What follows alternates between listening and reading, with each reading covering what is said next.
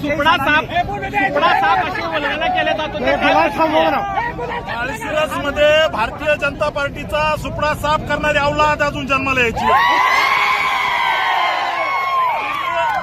आणि ते एखाद्या दारुड्याने बेवड्याने म्हणलं इथलं भाजप संपत नसतं.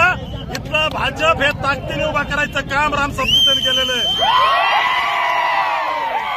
आज मोहिते पाटलाचा घरातला उमेदवार आम्ही पंचायत समितीला पाडला, जिल्हा परिषदला जानकरचं पोरग पाडलं.